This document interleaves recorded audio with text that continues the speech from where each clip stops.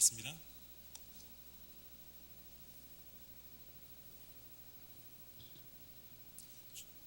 주님 감사합니다. 저물어가는 지금 이 시대에 다시 한번 우리의 마음을 잠잠케 하시고 주의 음성에 귀를 기울일 수 있는 너무나 귀한 기회를 허락해 주심을 감사드립니다.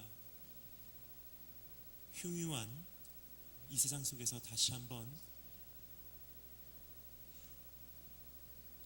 모든 것을 중단시켜 주시옵고 하나님께서 우리를 향한 주의 마음을 우리에게 열어 보여주시기를 소망합니다.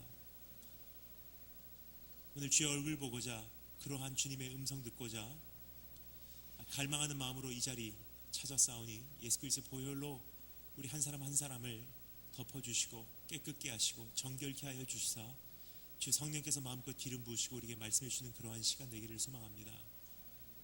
지금부터 시간을 우리 주님 손에 의탁하오며 살아계신 주 예수 그리스도의 이름으로 기도합니다.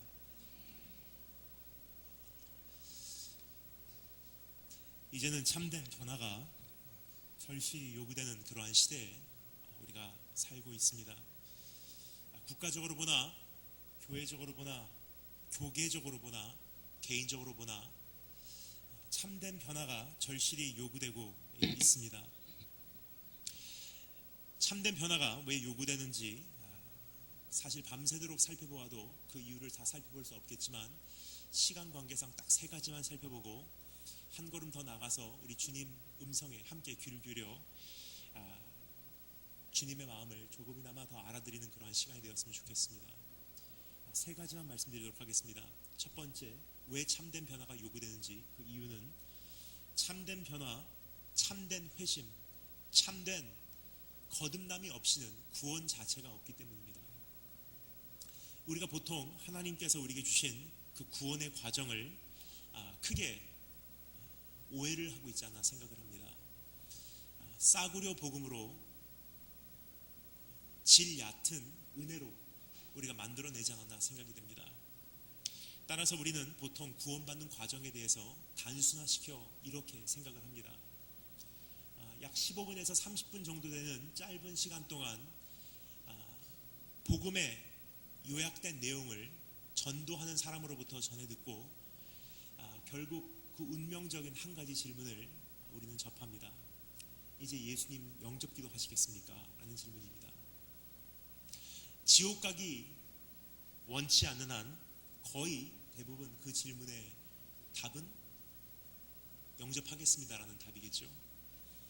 영접하겠습니다라는 답이 떨어지자마자 전도지 뒷면에 나와 있는 짧은 기도문을 함께 따라서 외우도록 합니다. 거의 이렇게 진행이 됩니다. 따라서 읽어보세요. 네, 따라서 읽겠습니다. 나는 죄인입니다. 나는 죄인입니다. 내 마음을 엽니다. 내 마음을 엽니다. 내 안에 들어와 주세요. 내 안에 들어와 주세요. 나 예수 믿고 천국 가고 싶습니다. 당신을 나의 주인으로 영접합니다. 예수 이름으로 기도합니다. 아멘. 그럼 뭐라 그러죠? 이제 예수님 영접했으니까 천국 갑니다 그래요. 여러분, 여기 중요한 한 가지 질문을 여쭤보겠습니다. 주문 외우면 구원받습니까? 주문 외워서 구원받는다고 생각하거나 오해를 하고 계시다면요, 이 자체가 이단 사입입니다. 마음으로 믿어 의에 이르고 입으로 시인하여 구원에 이른다는 것은 그런 뜻이 아니었습니다. 2000년 전 초대교회에 가장 최초로 선포되었던 그 말씀, 그 당시 어떠한 상황이었는지 그 배경을 토대로 우리가 이 말씀을 이해하지 않고서는 하나님 의도가 우리에게 잘못 전해질 수가 있다는 것입니다. 2000년 전 초대교회, 그 당시 어떠한 상황이었는지 여러분 기억이 나십니까? 그 당시는요, 나도 예수를 영접하겠습니다라는 그 한마디 고백은요, 이와 같은 뜻이었습니다. 나 죽어도 괜찮습니다. 내가 그토록 기다리던 메시아가 예수임을 이젠 드디어 아는 거로, 그분이 내 인생의 가장 아름다운 흠모의 대상이요, 그분이 하나님께서 나에게 주신 영원한 기업이요, 그분이 나에게 주시는 은혜가 나의 생명보다 나은 거로 난 차라리 예수 믿고 죽겠습니다. 그렇게 믿고 입으로 시인하면 구원에 이르느니라. 단 한 번도 기도문 따라서 외우고요, 기독교라는 종교 생활 안에서 매주일 어떤 신앙 생활이라는 틀 안에서 우리 하나님 사랑한다고 반 진심 반 거짓으로 신앙생활에서 어느 날 죽는 날 마치 하늘나라에 예수라는 보험을 들어놨듯이 죽고 천국 간다고 약속한 적은 없다는 것입니다.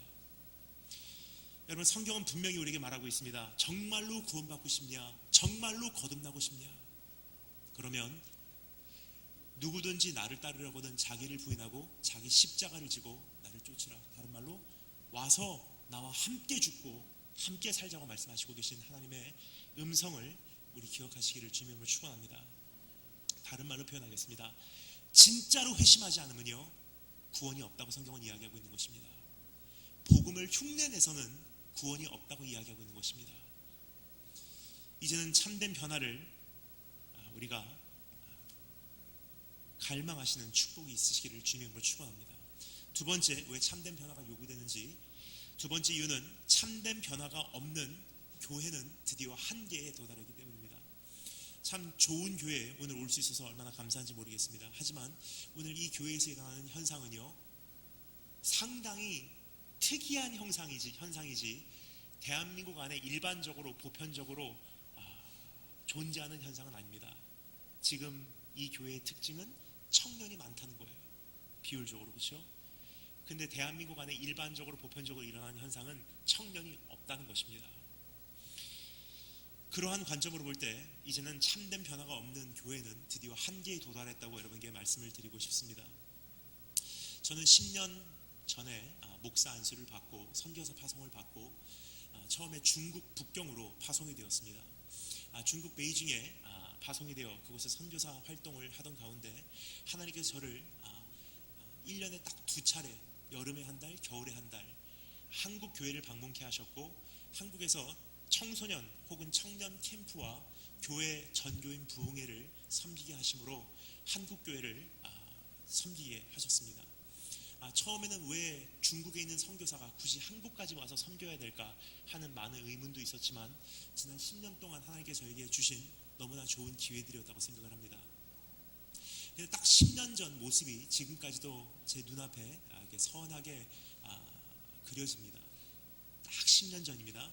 그 당시만 해도요, 한 여름 동안 혹은 한 겨울 동안 그 한 계절에 개최됐던 대한민국 전국에서 열렸던 대형 캠프들이 기억이 납니다. 청소년 캠프 혹은 청년 캠프, 대형 캠프라고 하면요, 거의 8차수까지 돌리는 캠프였었어요. 한 기수당 2박 3일씩 일주일에 2차수씩 돌립니다. 월, 화, 수 한 기수, 목, 금, 토 또 한 차수, 주일 쉬고 또 월, 화, 수, 목, 금, 토, 그렇게 해서 2박 3일씩 8번을 돌려서요, 약 4주간에 진행이 되는 캠프 시즌들이 있었음을 기억하시죠?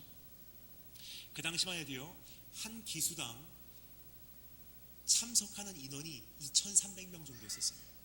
대형 캠프를 기준으로 말씀을 드리는 것입니다. 2,300명 접수 참여 마감, 2,300명 접수 참여 마감. 딱 10년 동안 어떠한 일들이 있었는지만 제가 시간 관계상 요약해서 말씀드리겠습니다. 그러한 모습이 딱 10년 전 모습인데, 지난 10년을 가만히 생각을 해보면요, 한 계절도 그냥 넘어간 적이 없던 것을 기억합니다. 제일 처음에 인도네시아에서 넘어온 구제역으로 시작을 합니다. 그때 흔히 교회에서 이야기했던 말들, 이번에는 나라의 분위기도 좀 흉흉하니까 이 구제역이 조금 지나가고 나면은 내년쯤 돼서 우리 아이들 캠프로 보냅시다. 조용해졌습니까? 구제역이 해결될 쯤 되니까 이어서 신종플루, 메르스, 에볼라, 지카 바이러스, 콜레라. 그 와중에 천안함 사고 터집니다. 또 그때 이렇게 이야기합니다.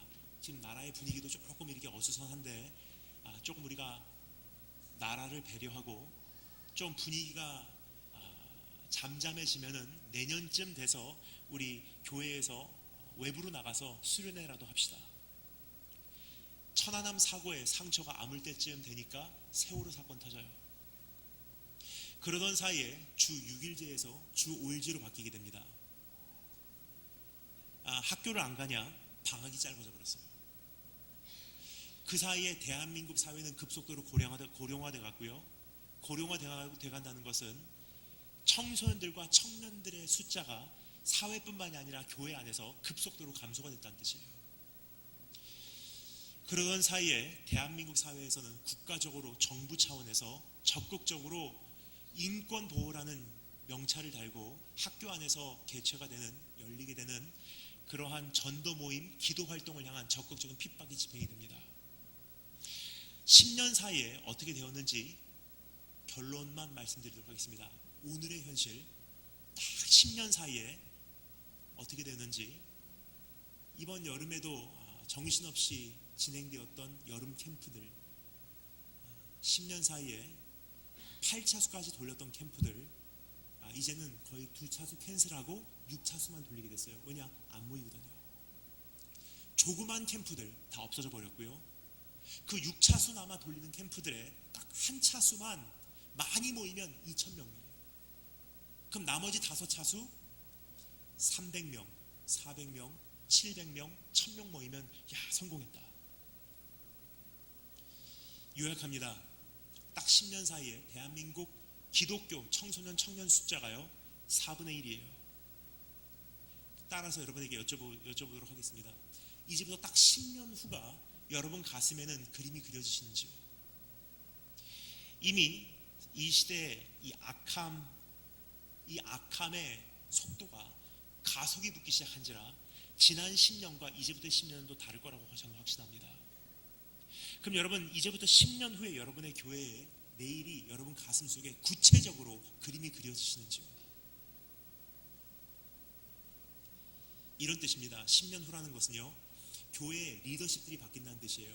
지금 정말 교회의 모든 재정을 짊어지고 계신 분들, 교회의 문제를 마치 내 문제와 같이 고민하고 기도하시는 분들, 그리고 교회에 어떠한 시간 투자를 아끼지 않고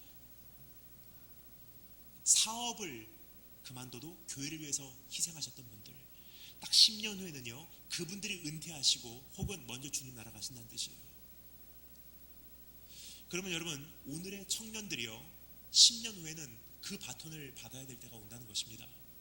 재정적으로 내가 새로운 핸드폰 바꾸기보다도 교회에게 헌금할 수 있는 준비가 돼 있어야 되고요, 교회에 어떠한 시간적인 투자를 내가 희생을 감수해야 될 준비가 돼야 되고요, 교회 문제를 내 인생의 진로 문제와 같이 함께 신음하고 고민할 준비가 돼야 되는데, 적어도 3가지 문제가 대한민국 사회 안에 있다고 생각을 합니다. 첫 번째는요, 이미 숫자적으로 부족하다는 거예요. 이제까지 100명이 함께 짊어진 교회의 부담을요 급속도로 떠나가는 이 성도들 숫자를 가만히 고려해 볼 때 10년 후면은 10명밖에 남지 않을 그 성도들이 100명이 짊어졌던 교회의 책임을 다 짊어질 수가 없다는 거예요. 두 번째 문제, 신앙의 선배들, 우리 부모님들이 대한민국 전국적으로 교회 건축을 위해서, 어떠한 사역을 위해서 남겨놓고 가는 재정적인 빚이 너무나 많이 남아 있고요. 그리고 세 번째, 그만한 신앙의 희생을 치룰 만한 각오가 우리 청소년들과 청년들 안에는 이젠 사라지고 있다는 것입니다. 다시 한번 여쭤보겠습니다. 이제부터 딱 10년 후에 여러분의 교회가 구체적으로 여러분 가슴 속에 그림이 그려지시는지요? 뭐 대한민국 전국적인 상황이니까 뭐 할 수 없지라고 생각하시는 분들도 있으시겠지만, 청소년 청년들이 사라진다고 해도요 어떤 단체는 사라지지 않았더라고요. 어느 단체인가 말씀드리겠습니다. 최근에 서울시 한 복판에 동원되어 모집되어 나온 신천지 신자들의 모습을 여러분 보도 내용 들으셨습니까? 시위한다고 서울시 한 복판에 그들이 모집이 되었어요. 어떠한 보도에 의하면요 7만 명, 어떠한 보도에 의하면 10만 명이에요. 근데 충격적인 것은요 7만 명이든 10만 명이든 중요한 것은 80%가 청소년 청년이었다는 거예요. 그럼에도 불구하고 대한민국 교회는 이제부터의 청년 사역을 어떻게 해야 될지 어떤 대안도 없이 지금 막연히 달려가고 있는 것이 오늘의 우리 현실이라는 사실을 여러분에게 오늘 호소드립니다. 이제는 진짜로 변화받지 않고 진짜로 하나님 앞에 생명을 걸지 않으면요 우리 교회도 이제는 드디어 벼랑 끝에 와서 한계에 도달했다는 사실을 여러분 인지하시는 양심적인 축복이 있으길 주님으로 축원합니다. 세 번째, 왜 참된 변화가 요구되는지 세 번째 이유입니다. 참된 변화가 없는 성도는 생명력 자체가 없기 때문이에요. 사회에서 빛과 소금의 사명을 감당하지 못할지언정 못하면서도 불구하고 오히려 사회에 하나님의 이름에 비방거리만 안겨주고 예수 생명으로 정말 다른 사람 전도해서 하나님 나라 확장에 동참하는 것보다도 오히려 반대로 오히려 사람들에게 실족할 만한 내용만 안겨주고 세상을 이기기보다도 내 죄 문제 하나 해결하지 못하는 것이 오늘 우리의 현실이라면요, 여러분 언제까지 이런 생활 하시기로 여러분 생각하십니까? 여러분 어떠한 변화가 갈망되지 않는다는 것은요, 이대로 좋습니다 라고 생각하는 것은요, 하나님 앞에서 비양심적인 신앙이라고 생각을 합니다. 오늘 하나님 앞에서 이제는 사회적으로 보나 교회적으로 보나 교계적으로 보나 내 개인 신앙으로 보나 이제는 한계에 도달한 이 시점에서 신앙 자체를 정리해 버리시든지 아니면 정말 하나님 앞에서 이대로는 못 살겠습니다, 이왕 한번 섬기는 것, 이왕 한번 믿는 것, 이왕 한번 주의 길 가는 것, 나 진짜로 변화받고 진짜로 회심하고 거듭난 성도로서 제자답게 살겠습니다라는 고백이 여러분 안에서 오늘 탄생되기를 주님의 이름으로 축원합니다. 자, 그렇다면 참된 변화는 어떻게 일어나는 것인가? 오늘 이 말씀을 통해서 우리가 살펴볼 터인데, 이 말씀을 접하기 전에 이 말씀이 쓰여진 배경을 설명드리도록 하겠습니다. 지금 읽은 이 시편 51편 말씀은요, 사무엘하 11장 12장 말씀에서 탄생된 기도문입니다. 사무엘하 11장 12장에 어떠한 내용이 있었는지 혹시 잊어버리시거나 모르시는 분들이 계실 수 있어서 제가 짧게 요약해서 설명드리도록 하겠습니다. 유명한 사건이 기록되어 있습니다. 사무엘하 11장 12장, 다윗 왕이 밧세바를 범하는 장면입니다. 근데 그 여인이 잉태를 했어요. 그래서 그 죄를 감추고자 다윗의 그 밧세바의 남편 우리아 장군을 전쟁터 최전방으로 보내서 숨지게 합니다. 그 죄를 다 덮었다고 생각하고요, 자기의 일상생활로 복귀할 수 있다고 생각했던 다윗, 그러한 태어난 다윗에게 하나님께서는 하나님의 선지자 나단을 보내셔서요, 다윗의 죄를 폭로하시고 다윗에게 책망하시는 장면이 기록된 것이 사무엘하 12장 말씀의 내용입니다. 그러한 책망의 음성을 듣고 다윗이 뭐라고 반응했는지, 그리고 그 반응에 대한 나단 선지자의 반응은 무엇이었는지 제가 읽어드리도록 하겠습니다. 너무나 중요한 말씀인지라 잘 들으시면 감사하겠습니다. 다윗이 나단에게 이르되 내가 여호와께 죄를 범하였노라 하매 나단이 다윗에게 말하되 여호와께서도 당신의 죄를 사하셨나니 당신이 죽지 아니하리니와. 참 중요한 말씀이에요. 왠지 말씀드리겠습니다. 다윗은요, 지금까지 아직 회개한 모습이 아니에요. 그냥 죄를 인정한 것뿐이에요. 나 죄 졌습니다, 내 죄입니다. 딱 한마디 한 것뿐인데 하나님께서 뭐라고 말씀하십니까? 하나님께서는 당신의 죄를 이미 사하셨습니다. 근데 거기서 끝나지 않습니다. 그러나 당신은 죽지 않겠지만 이 일로 말미암아 여호와의 원수가 크게 비방할 거리를 얻게 하였으니 당신이 낳은 아이가 반드시 죽으리라 하고 나단이 자기 집으로 돌아가니라. 요약합니다. 전 세대가 정말 하나님 앞에 바로 살지 못해서요, 세상에게 비방할 거리를 안겨주고요, 개독교라는 이름을 듣게 되면요, 다음 세대가 없어진다는 뜻이에요. 우리 세대에는 대가를 지불하지 않을 수도 있습니다. 하지만 다음 세대에는 반드시 대가가 지불이 요구된다는 사실이에요. 우리아의 아내가 다윗에게 낳은 아이를 여호와께서 치심에 심히 앓는지라. 다윗이 그 아이를 위하여 하나님께 간구하되 다윗이 금식하고 안에 들어가서 밤새도록 땅에 엎드렸으니 그 집에 늙은 자들이 그 곁에 서서 다윗을 땅에서 일으키려 하되 왕이 듣지 아니하고 그들과 더불어 먹지도 아니하니라. 바닥에서 씨름하는 장면입니다. 근데 신하들이 와서 다윗을 이렇게 세우려고 하죠. 왕이여 일어나셔야죠, 식사 좀 하셔야죠, 기운을 차리셔야죠. 다윗이 어떻게 했다고요? 거절했대요. 요약합니다. 이런 뜻입니다. 이 질 얕은 은혜를 받고 내가 섣불리 일어나지 않겠다는 거예요. 질 얕은 위로 하나 정도로 이 문제를 덮어서 또 생활로 복귀하지 않겠다는 결심이에요. 지금 우리에게 요구된 반응이 바로 이러한 반응이 아닌가 생각이 듭니다. 이제는요, 어떠한 한 번에 은혜 받았던 예배 정도로 오늘 눈물 몇 방울 흘리고 집으로 돌아가셔서 또 한 주일을 맞이하는 그런 비양심적인 성도의 생활을 할 때가 아니라 이제는 바닥을 친 이상 바닥에서 씨름하고 정말로 주님 만나고 변화될 때까지는 일어나서는 안 된다는 것입니다.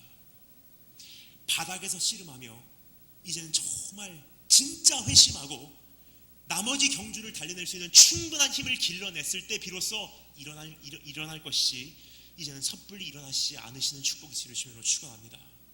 여러분, 이제는 영적으로 보나 우리의 다음 세대를 향한 어떠한 사역의 현실로 보나 우리의 경건 생활에 우리의 죄성으로 보나 우리 수많은 사회의 현실로 보나 바닥을 친 시대예요.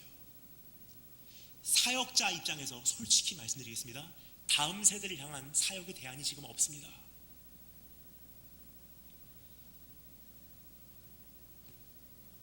바닥을 친 이 시대에 이제는 쉽게 기뻐하고 가볍게 즐거워하고 질 얕은 은혜로 위로받고 그거 가지고 은혜 받았다고 착각하고 일어나시는 우리 성도님들이 아니라 바닥을 친 자리에서 정말 하나님께 회개하고 회심하고 거듭나고 변화받아 일어날 때는 정말로 주님 다시 오시는 그날까지 나머지 경주를 충분히 달려낼 수 있는 원동력을 소유하시고 일어나시는 우리 한 분 한 분 되시길 주님으로 축원합니다. 자, 그렇다면 참된 변화는 어떻게 일어나는 것인지 다윗이 바닥에서 주님과 씨름하며 하나님께 아뢰던 그 기도 시편 51편 말씀을 우리 한번 5가지로 나누어서 함께 정리해 보므로 우리가 어떻게 씨름해야 되는지 주님께서 우리에게 말씀하시는 그 권면의 말씀을 한번 들어보도록 하겠습니다. 5가지. 첫 번째 기억하라, 두 번째 회개하라, 세 번째 갈망하라, 네 번째 서원하라, 다섯 번째 중보하라. 이 5가지를 이 기도에서 우리 한번 살펴보도록 하겠습니다. 우리 첫 번째 살펴보기 전에 제가 몇 가지 부탁을 드리도록 하겠습니다. 첫 번째는요, 눈 감고 졸고 계신 분들 눈 떠주시면 감사하겠습니다. 왠지 말씀드리겠습니다. 지금 오후 식사하시고 오후 예배 임하시는 것 피곤하실 수 있다는 건 압니다. 하지만 말씀이 시작한 이후로 한 30분쯤 지나서 조는 것은 이해가 가요. 하지만 말씀 시작하자마자 10분 정도밖에 되지 않았는데 눈 처음부터 감고 계시다는 것은요, 너는 얘기해라 난 안 듣겠다는 뜻이에요. 특별히 사역하실 때 우리 찬양팀들 잘 들으시면 감사하겠습니다. 왜냐하면 찬양하는 게 중요하지 않습니다.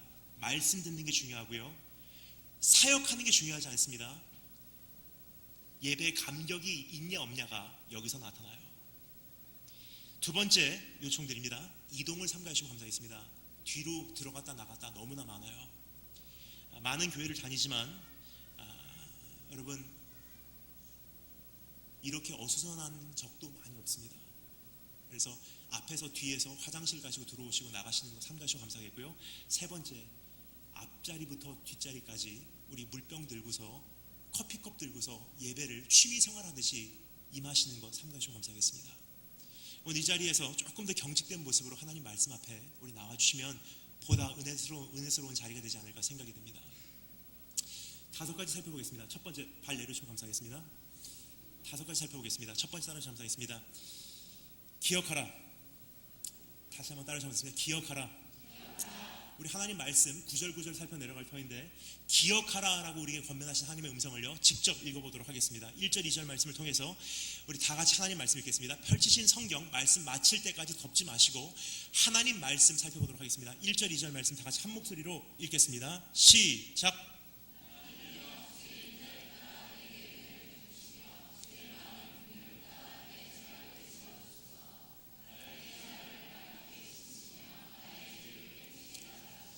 아멘.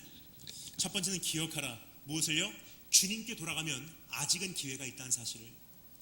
우리 하나님 신실하신 분이십니다. 우리 하나님 영원하신 분이십니다. 우리 하나님 은혜를 베푸시는 분이십니다. 우리 하나님 긍휼히 여기시는 분이세요. 아무리 우리가 멀리 갔다고 해도요, 내가 잘나서도 아니고 내가 위대해서가 아니고 내가 쓸모 있어서가 아니라 주님이 신실하신 분이시기 때문에 우리가 두 손 들고 돌아가면 이대로는 끝나게 하시지 않으신다는 것입니다. 그래서 다윗이 뭐라고 기도하죠? 하나님 나 용서할 만한 사람 아닙니까가 아니에요. 아니 혹은 이미 늦었습니다도 아니에요. 하나님의 은혜로우심과 하나님의 긍휼히 여기심을 토대로 용기를 얻고 여호와께로 돌아가자. 그래서 기도합니다. 하나님이여 주의 인자를 따라 내게 은혜를 베푸시고 주의 많은 긍휼을 따라서 내 죄악을 지워주소서. 내 어떠한 의도 아니고 상황이 지금 너무나 악화됐기 때문에 이젠 소망이 없습니다도 아니에요. 하나님 앞에 마음이 교만한 것도 아니고 낙심해서 좌절하고 파괴된 것도 아닙니다. 주님이 선하신 분 아니십니까? 지금까지 지켜오신 분 아니십니까? 주님은 어렸을 때 나를 만나 주셨고 지금까지 사용하신 분 아니십니까? 그러면 하나님, 주님께 돌아가면 이대로 끝나게 하시지 않으실 분이라는 것을 나는 확신하고 주님 앞에 감히 한 걸음을 옮깁니다. 여러분, 이제는 대한민국 교회 그리고 내 신앙, 우리 가족이 바로 이 기도를 기억해야 될 때가 되지 않았나 생각이 됩니다. 저는 미국의 육군사관학교 출신입니다. 처음에 학교를 입학했을 기억이 납니다. 근데 사관학교는 입학한다는 개념보다도 입대한다는 개념이 더 확실한 것 같습니다. 입대하는 날 머리를 다 밉니다. 그리고 제복으로 갈아입힌 다음에 한 사람의 1학년당 5명의 선배가 붙어서 소리를 지르기 시작해요. 앞에서, 양옆에서, 뒤에서 1cm 띄워놓고 소리를 지르는지라 얼굴에 침이 굉장히 많이 튀겨요. 막 소리를 지르는데 한 선배가 저에게 물었던 질문이 지금까지 기억이 납니다. 단순한 질문이었어요. Where you from? 너 어디서 왔냐? 단순한 질문에 단순하게 답을 했습니다. Sir, Korea, sir. Sir 샌드위치예요. Korea, sir도 아니고 Yes, sir, No, sir가 아니라 sir로 시작해서 sir로 끝나야 돼요. Sir, Korea, sir. 선배가 뜻밖의 반응. Where? Sir, Korea, sir. What? Sir, Korea, sir. Where? Sir, Korea, sir. What? Japan? Sir, no, sir. China? So, no, sir. Where are you from? Sir, Korea, sir. What? Sir, Korea, sir. Where? Sir, Korea, sir. 딱 20년 전 이야기예요. 여러분, 우리나라 그렇게 잘 사는 나라 아닙니다. 20년 전에만 해도요, 우리나라 그런 나라 아니었었어요. 아니, 10년 전까지만 해도요, 우리나라 그렇게 잘 사는 나라 아니었던 거 여러분 기억하십니까? 10년 전에 스타벅스가 처음으로 한국에 들어왔습니다. 그 당시까지만 해도요, 라떼가 뭔지 모카가 뭔지 아메리카노가 뭔지 모르고 있었던 나라예요.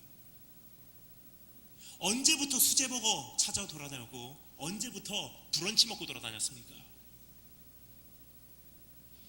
조그만 나라, 전쟁으로 인해서 바닥을 친 나라, 폐허가 된 나라, 모든 자원 다 빼앗긴 나라, 아니 가지고 있던 자원도 별로 없었던 나라, 심지어 우리가 강조했던 어떠한 역사와 문화가 왜곡된 나라, 끊임없이 침략당했던 나라, 내세울 게 없는 나라.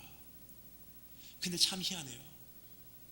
이런 나라를 가지고요, 하나님께서 온 세계에 큰 영향력을 끼칠, 영적으로나 경제적으로 영향력을 끼칠 만한 나라로 만들어내셨어요. 그 짧은 시간 동안.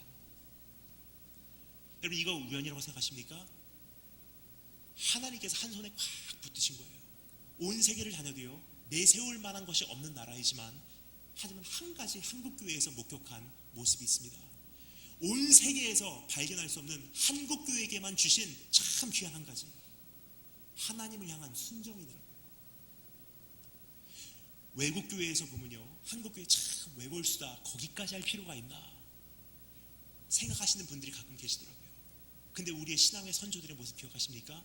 고무신 다 찢어질 때까지 심리 걸어서 교회 왔던 때, 예배 시작하기 1시간 전에 와서 정말 절실히 준비하며 기도했던 때, 철야기도 교회마다 있었던 나라, 새벽기도 빠지지 않는 나라, 신년 부흥에 위해서 할머니 할아버지부터 어린 손자 손녀까지 다 데리고 기도원 들어가서 3박 4일 금식하는 나라, 하나님이 보호하사 우리나라 만세 외쳤던 나라.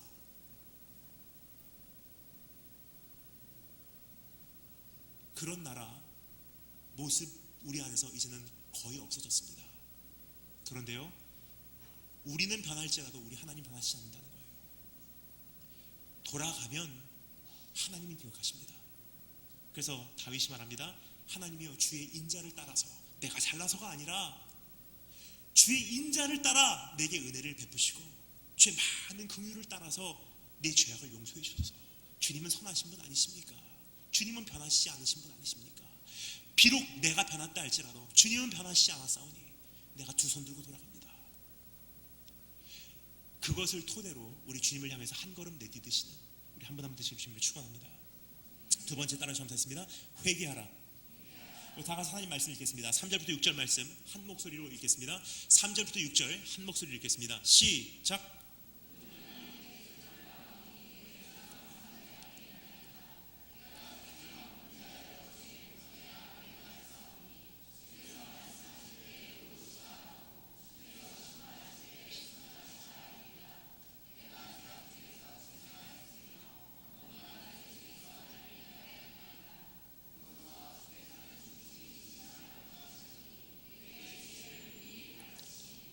아멘.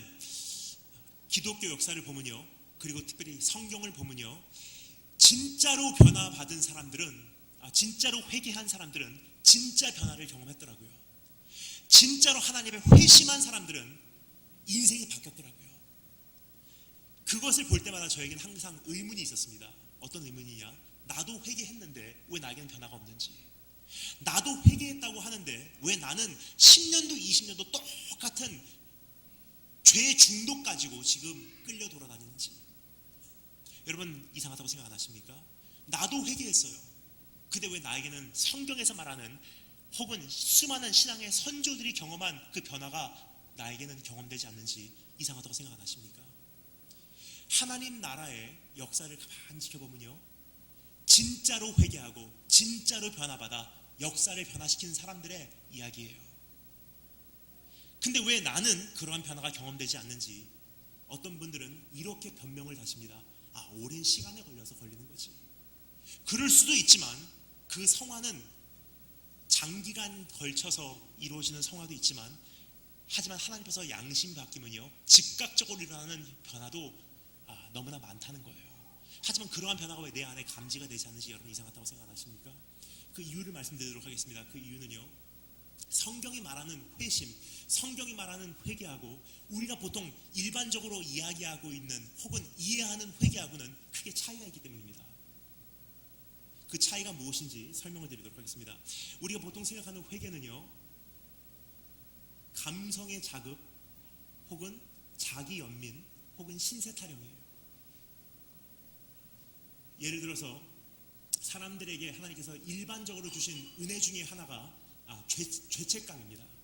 악인도 주님 안 믿는 사람도요, 죄를 지면은 어느 정도는 마음이 불편하게 되어 있는 일반 은혜를 주셨어요. 누구든지 회개하고 돌아올 수 있도록. 하물며 예수 그리스도를 믿는 성도들이 얼마나 그 죄책감이 더 많겠습니까? 그 마음을 가지고 우리는 예배에 임합니다. 찬양 소리가 들리는 순간 이미 마음밭이 그런지라 찬양 소리가 왠지 내 인생의 스토리 같은 거예요. 벌레같이 살아온 내 인생이 부끄러워. 낙엽같이 살은 내 인생. 내가 처음 주를 만났을 때 천부의 의지 없어서 두 손 들고 옵니다. 그 찬양을 부를 때 왠지 내 이야기 같은 거예요. 그 순간 우리는 기도합니다. 하나님 불쌍히 여겨 주시옵소서. 한순간 내가 하나님의 입장이 돼서 내 삶을 가만히 지켜봅니다. 하나님의 입장에서 나를 보면 얼마나 불쌍할까? 너 얼마나 힘들면 그런 죄를 지었니? 네가 얼마나 외로우면 그런 죄길로 갔니? 그 순간 내 신세가 다 불쌍해서 눈물이 몇 방울 흘러요. 눈물이 몇 방울 흘리면 우리는 기도합니다. 하나님 용서해 주세요. 나의 죄를 깨끗게 해주세요. 예수님 이름으로 기도합니다. 아멘. 그 기도를 하고 나올 때는요, 우리 안에 한 가지 확신이 있어요. 나 회개했습니다. 그래서 요약합니다. 여러분, 이것은 회개가 아니라 이것은 감성의 자극이고요, 이것은 자기 연민이고요, 신세 타령이에요. 그런 회개를 한평생 해봤자 여러분의 죄 문제 해결됐습니까? 안 됐잖아요. 회개가 아니었기 때문에 죄 문제가 해결이 되지 않는 거지, 회개하면 사람은 변화받게 돼 있어요. 그럼 성경이 말하는 회개가 무엇인지 정리할 필요가 있다는 것입니다. 진짜로 회개한 한 사람의 인생을 보면요, 오늘 다윗의 인생을 지켜볼 때 회개가 무엇인지 여기서 정리가 됩니다. 진짜 회개가 무엇인지 여기서 세 가지 필수 조건을 이야기하고 있습니다. 잠시 정리해 보도록 하겠습니다. 첫 번째, 따라 점수했습니다. 나의 죄임을 인정하자. 다시 한번, 나의 죄임을 인정하자. 여러분께서 이미 읽으신 본문 말씀이지만 너무나 중요한 말씀인 거로 그냥 읽고 넘어가실 수 있는 거로 제가 중요한 단어들을 한 번 더 강조해서 읽어드리도록 하겠습니다. 제가 강조하고자 하는 단어가 무엇인지 여러분께서 한번 직접 감지해 주시면 감사하겠습니다. 나는 내 죄가를 아오니 내 죄가 항상 내 앞에 있나이다. 내가 주께만 범죄하여. 지금 제가 강조한 단어가 뭐죠? 나라는 거예요. 짧은 한 구절 안에 나라는 단어가 5번 사용된다는 것은요, 다윗의 기도가 어디서부터 샘솟아 올랐는지를 우리에게 보여주고 있는 힌트가 아닌가 생각이 됩니다. 하나님 내 죄입니다 고백하는 다윗의 기도. 사실 여러분, 이것은 인류 역사의 가장 첫 번째 죄를 지은 그 두 부부와는 대조적인 모습이 아닌가 생각이 됩니다. 그 부부 누구죠? 유명한 부부 아담과 하와. 아담 남편 뭐라고 회개했죠? 하나님 저 여자 때문에. 하와 어떻게 했죠? 저 뱀 때문에. 근데 여러분, 다윗은 뭐라고 기도하죠? 하나님 내 죄입니다. 내 죄. 지금 우리에게 가장 먼저 회복되어야 되는 부분이요, 바로 이 부분이 아닌가 생각이 됩니다. 왜냐하면 내 자신에게 굉장히 관대한 부분이 있어요. 어떤 분이 재미난 말씀을 하시더라고요. 내가 혈기를 부르면 리더십이고 다른 사람이 혈기를 부르면 폭력이래요. 내가 하면 로망스고 다른 사람이 하면 불륜이래요. 내 자신에게 굉장히 관대해요. 나는 그럴 수밖에 없었습니다. 근데 여러분, 이제 하나님 앞에 진짜 은혜를 경험하기 위해서는요, 내 자신에게 엄격해질 때가 되지 않았나 생각이 됩니다. 하나님 내 죄입니다. 특별히 우리가 시대 탓을 참 많이 타요. 시대가 악해서, 세상이 너무 악해져서, 그래서 우리 자녀 교육 제대로 못했고요, 그래서 신앙 교육 제대로 못 시켜줬고요, 그래서 이 죄와 아직도 씨름하고 있고요, 그래서 인간인지라 또 넘어질 수밖에 없었습니다. 여러분, 하지만 이제 그러한 말도 안 되는 변명을 주님 앞에서 다 정리하시고 청산하신 축복이 있으시 바랍니다. 왜냐하면 주님께서 우리에게 처음부터 뭐라고 말씀하시는지 기억하십니까? 너희가 세상에서 환난을 당할 것이다. 만만치 않은 세상에 살게 될 것이다. 점점 악해져가는 세상에 살게 될 것이다. 그러나 담대하라. 내가 세상을 이겨노라 하심이라. 다른 말로 세상을 이긴 나와 연합하고 있다면 이기는 게 당연한 거지, 이기지 못하는 네가 이상한 거야. 즉 세상이 악해져서 이렇게밖에 못 삽니다라는 것은요, 변명밖에 되지 않는다는 뜻이에요. 또 주님께서 뭐라고 말씀하시죠? 그러한 세상에 너희는 빛이요 그러한 세상에 너희는 소금이다. 소금이 그 맛을 잃으면 무엇으로 세상을 짜게 하리요? 번역합니다. 세상이 저렇게 돼서 소금으로서의 내 맛을 잃어버린 게 아니라 내가 소금으로서의 맛을 잃어버렸기 때문에 악해져가는 세상 하나 지켜주지 못한 내 책임이 크면 컸지 변명은 되지 않는 거예요. 그뿐입니까? 우리 부모 탑 참 많이 타요. 내가 정말 바로 살려고 했는데 엄마 아빠 부부싸움하고 이혼하는 그것 때문에 내가 결국은 나쁜 친구들하고 어울리게 되었습니다. 우리 아빠 사업 그때 정말 어려움을 겪어서 안 좋은 지역으로 이사가는 바람에 내가 할 수 없이 그런 죄에 처음으로 손을 대게 되었습니다. 얼마나 힘들었는지는 상상해 갑니다. 하지만 그것도 변명이라는 거예요. 너무나 많은 경우 우리 하나님 앞에서 우리가 책임 회피 혹은 자기 연민과 핑계를 대고 있지 않나 생각이 됩니다. 하지만 그거 하면요, 하나님의 은혜를 감소시켜요. 내가 정말 죄인인 것이 내 안에 인식되지 않는 한 하나님의 은혜는 남의 은혜지 나에게 주시는 전적인 은혜로 경험되지 않는다는 것입니다. 여러분, 하나님 앞에서 우리가 기도할 때가 되었습니다. 하나님 앞에서 정말 내 죄인 것을 인정할 때가 되었다는 것입니다. 하나님, 내가 잘못 살아서 예수 믿지 않는 엄마 아빠 제대로 전도하지 못했습니다. 내가 정말 바로 살지 못해서 내 자녀들에게 믿음의 유산 제대로 남겨주지 못한 것을 내가 책임을 지겠습니다. 다음 세대가 죽어가는 것, 하나님 것 내 책임이지 누구 책임 아닙니다. 다음 시대를 준비하지 못한 것, 하나님 내 책임이지 사회의 탓을 타지 않겠습니다. 책임 회피 그만하시고요, 이제는 내 책임으로 주님 앞에서 내 죄를 인정하시고 참된 변화를 경험하시는 축복이 있으시면 축원합니다. 회개의 두 번째 요소, 회개의 두 번째 필수 조건 따라 점수했습니다. 주님께 죄임을 인정하자. 첫 번째는 나의 죄임을 인정하는 것, 두 번째는 주님께 저지른 죄임을 인정하는 것. 읽어드리겠습니다. 내가 주께만 범죄하여 주의 목전에 악을 행하였사오니. 지금 제가 강조한 단어가 뭐죠? 주님께. 다윗의 죄를 엄밀히 따져보면요, 사실 주님께만 범죄한 게 아니었습니다. 그렇죠? 밧세바 범했고요, 우리아 죽였고요, 이스라엘 백성이 다윗에게 걸어놓은 왕으로서의 모든 기대를 저버렸어요. 근데 다윗은 뭐라고 기도하죠? 내가 주께만 범죄하여 주의 목전에 악을 행하였사오니. 어떻게 이런 기도를 드릴 수가 있을까요? 뻔뻔해서? 아니에요. 이 기도의 의미를 설명드리도록 하겠습니다. 내가 주께만 범죄하여 주의 목전에 악을 행하였사오니라는 기도는요, 바로 이런 뜻입니다. 모든 죄의 원인이 나하고 주님과의 관계가 깨지는 데서부터 시작이 되었습니다. 고로 무슨 수를 써서라도, 어떠한 대가를 치러서라도 난 주님께 돌아가야 되겠습니다. 사실 여기서 회개의 본질이 소개되고 있지 않아 생각이 듭니다. 왜냐하면요, 죄의 본질이 무엇입니까? 죄, 살인하는 것? 그러면 그것은 죄의 결과예요. 성경에서 말하는 헬라어 하마르티아라고 하는 이 죄의 본질은요, 하나님께로부터 이탈하는 거예요. 하나님께로부터 떠나가는 것입니다. 고로 회개라는 것은요, 내 양심을 씻어내는 것도 아니고 죄책감을 덜어내는 것도 아니고 행위가 바뀌는 것이 아니라, 회개의 본질은 하나님께로 돌아가는 거예요. 그래서 다윗이 기도합니다. 내가 주께만 범죄하여 주의 목전에 악을 행하였사오니. 번역합니다. 무슨 수를 써서라도, 어떠한 대가를 치러서라도 난 주님께 돌아가야만 하겠습니다. 이게 죄 해결이에요. 주님께로 돌아가고 나니까 죄가 씻겨지는 것이고요, 주님께로 돌아가고 나니까 용서가 있는 것이고요, 주님께로 돌아가고 나니까 양심이 깨끗해지는 것이고요, 주님께로 돌아가고 나니까 행위가 변하는 것이지, 그거 다 해도 주님께로 돌아가지 않으면 내 삶의 근본적인 문제는 해결되지 않는다는 거예요. 따라서 우리가 주님께 올려드렸던 기도 한번 들어보실래요? 두 가지 시나리오의 회개 기도를 제가 말씀드리도록 하겠습니다.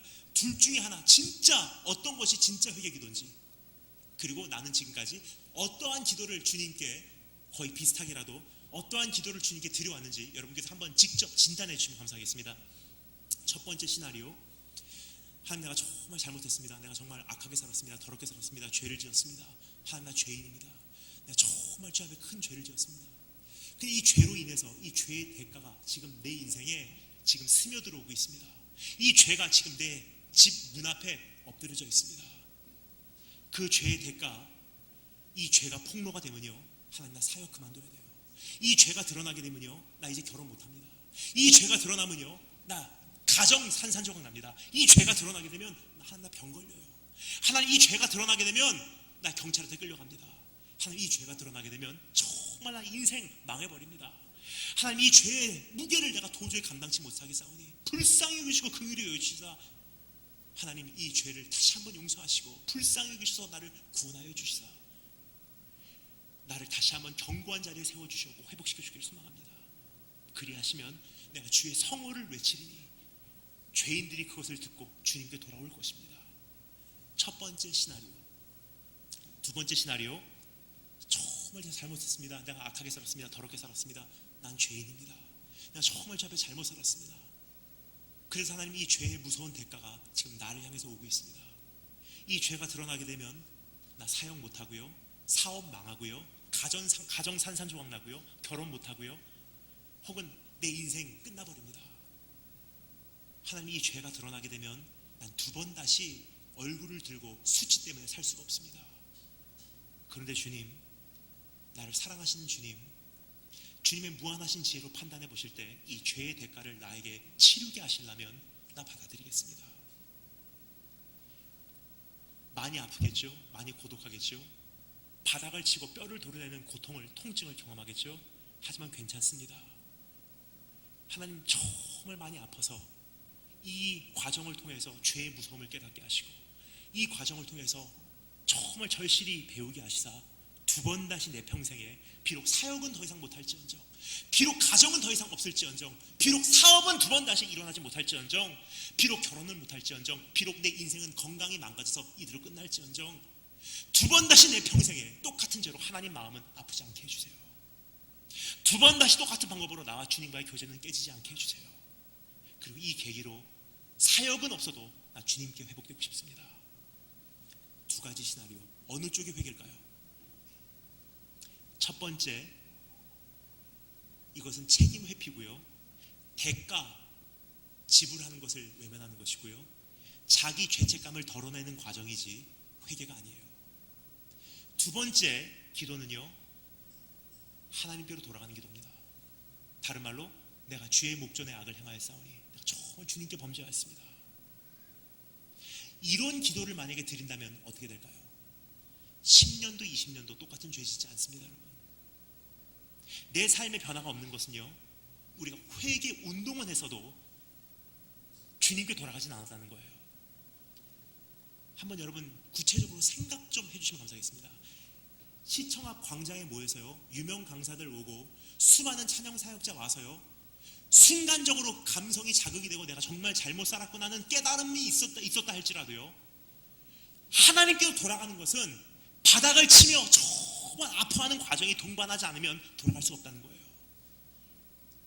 근데 그 과정을 다 빼놓고 어떠한 집회 형태로 우리가 회개를 하려고 하다 보니까, 혹은 닥친 문제 앞에서 수습을 하려고 하다 보니까 참된 변화는 없었던 것입니다.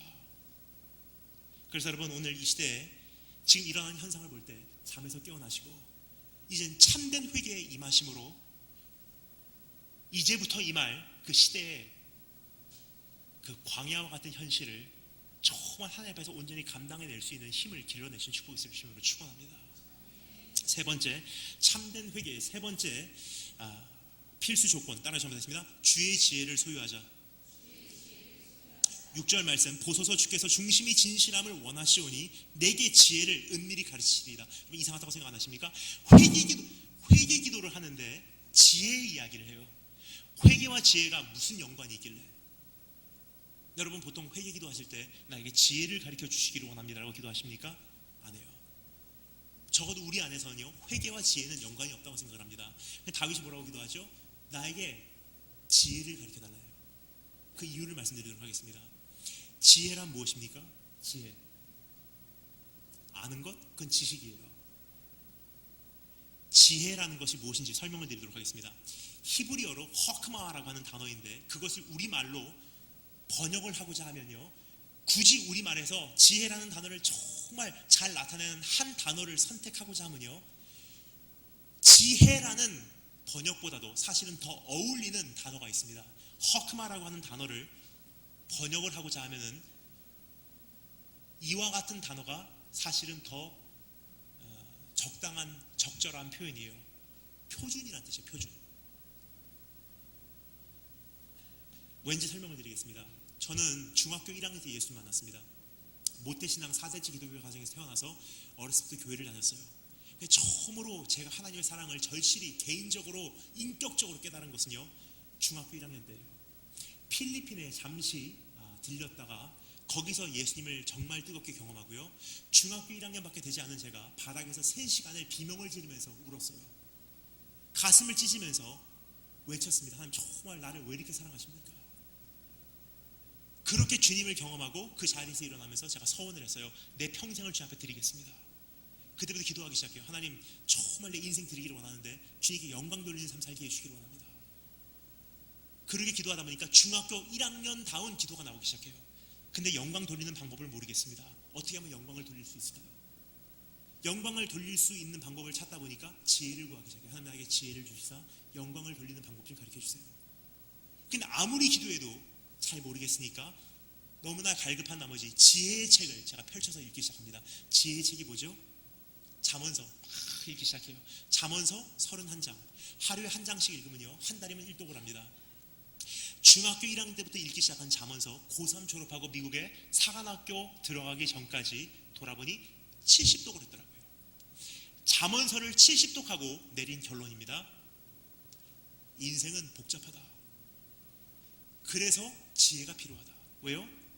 지혜란 복잡한 인생의 현실을 하나님의 마음, 하나님의 기준, 하나님의 표준으로 헤쳐나가는 능력이기 때문에 우리가 살고 있는 세상은 아무리 좋은 의도로 해도요, 100% 옳은 도덕적 기준으로 해도요, 우리가 살고 있는 세상 자체가 이미 타락한지라 단순하지 않다는 거예요.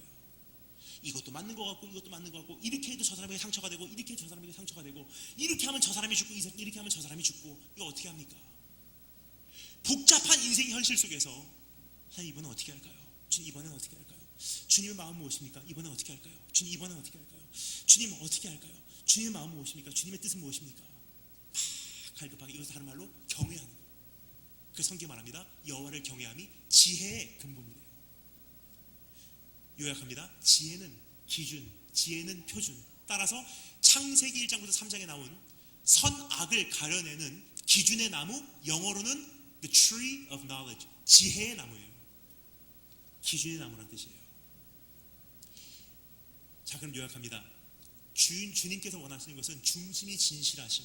중심이 진실하는 건 뭐죠? 지금까지 살펴본 말씀입니다. 3절부터 5절까지의 말씀, 이미 살펴본 내용, 내 죄입니다 인정하고 하나님 어떠한 대가도 지불할 준비가 되었습니다. 내 죄인 것을 인정하고 주님께 돌아갈 수 있는 한 내가 어떠한 대가도 지불하겠습니다라는 그 틀이 마련이 되면요, 드디어 이제 진짜 회개할 준비가 된 거예요. 그러면 주님께서 지혜를 주신다는 것은요, 내 안에 기준을 설립하시기 시작한다는 거예요. 그때부터 일어나는 이러한 현상이에요. 이제까지는 지난 10년 동안 그 친구들 만날 때는 아무렇지도 않았어요. 그 친구들하고 포장마차 앉아서 함께 이야기하고 먹고 마실 때, 그 친구들하고 거기서 어울릴 때, 그 대화에 함께 웃고 즐길 때 사실 아무렇지도 않았어요. 비록 교회는 다니지만 한 잔쯤은, 비록 교회는 다니지만 이거는 어렸을 때부터 친구니까 뭐 그럴 수 있지, 대한민국 남자가. 비록 가정은 있어도 그래도 사람이 이럴 수 있지. 지금까지 아무렇지도 않았어요. 그런데요, 이번 이 집회를 통해서 적어도 내 안에 인식이 돼요. 나 이렇게 살아서는 안 되는구나. 그때부터 기도하기 시작합니다. 하나님, 내 죄임을 인정합니다. 이제 정말 이렇게 살아서는 큰일 날 것 같습니다. 진짜 변화를 받기를 원합니다. 그 진짜 변화를 위해서 내가 어떠한 대가도 지불하겠습니다. 지난 날들 다 청산하고 정말 잘 바로 살고 싶습니다. 결단을 해요. 그런데 여전히 그 친구들이 나를 전화를 해갖고 불러내요. 여보세요? 나오래요. 나갔어요. 같이 그 자리에서 지난 10년 동안 먹고 마셨던 그 자리에 앉아있는데 참 희한해요. 지난 10년 동안은 아무렇지도 않았는데 오늘 그 친구들하고 그 자리에 앉아있는 것이 이상하게 불편해지기 시작해요. 오늘 이상하게 그 친구들의 농담이 나에게 불쾌함으로 느껴지기 시작합니다. 더 이상 그 말에 못 듣겠고요, 더 이상 그 말에 동의를 못 하겠어요. 더 이상 그렇게 사는 것 냄새가 나서 싫어지기 시작해요. 뭐죠? 이제까지는 기준이 없었던 거예요. 하지만 내 안에 지혜를 주신다는 것은요, 하나님 내 죄임을 인정할 준비가 되었습니다. 그리고 하나님 주님께 돌아갈 수 있는 한 어떠한 대가라도 지불하겠습니다. 중심이 진실해지면요, 지혜를 설립하시고, 뭐냐, 중심이 진실이기 전까지는 아무리 지혜를 주셔도 어차피 회개 안 할 거기 때문에. 그래서 여러분, 진짜 회개를 한 사람들을 보면요, 기가 막힙니다. 그때부터 진짜 회개가 시작돼요. 그때부터 1년이고 2년이고 3년이고 울고 돌아다녀요. 이제까지 행했던 건 저것도 죄였군요, 저것도 죄였군요, 하나님 이것도 죄였군요, 이것도 죄였군요, 여기도 죄이고 저기도 죄이고, 이제까지 죄인지 모르고 지냈어요. 여러분, 지금 우리의 현실이 바로 그것이 아닌가 생각이 됩니다. 어디서부터 손을 대야 될지 모르는 것이 오늘 우리의 신앙생활의 현실이지, 어느 정도 다 잘하고 있는 다음 세대가 잘못된 것이 문제가 아니라는 거예요. 좋은 나무는요, 좋은 열매를 맺게 되어 있습니다. 지금 대한민국 안에서 이미 다음 세대가 없어지기 시작했다는 것은요, 우리가 나쁜 나무였다는 진단이 나오지 않나 생각이 됩니다.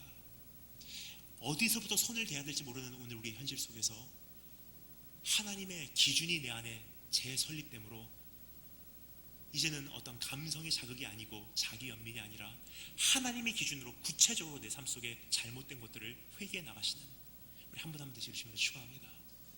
세 번째, 따라 점사했습니다. 갈망하라. 다 같이 읽겠습니다. 7절부터 12절까지의 말씀 한 목소리 읽겠습니다. 7절부터 12절 다 같이 한 목소리로 읽겠습니다. 시작.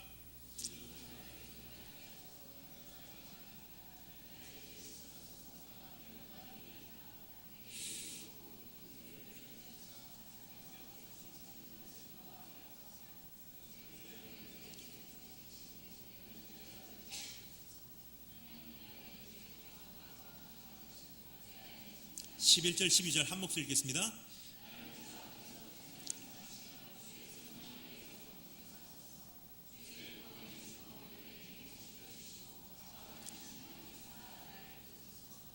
아멘.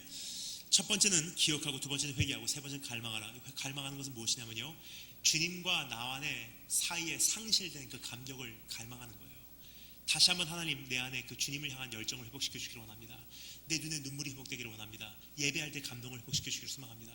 우슬초로 시키시던 정한 마음을 창조하시던 정말 주님을 향한 그 구원의 즐거움이 회복되게 하시고 그 신앙의 감격이 회복되기를 소망합니다. 왜요? 성경 말합니다. 자원하는 심령을 주사 나를 붙드소서라고 되어 있는데 번역이 잘못됐어요. 영어 성경은 이렇게 되어 있습니다. Give me a willing spirit. 정말 자원하는 심령, 자진해서 하는 심령을 나에게 허락하여 주시사 to sustain me. 내 믿음을 지키기 위해서. 해석합니다. 사실 여러분, 정말 자원하는 심령이 없이는요, 신앙생활 그 자체가 지옥이라는 사실을 여러분 인지하시고 계신지요?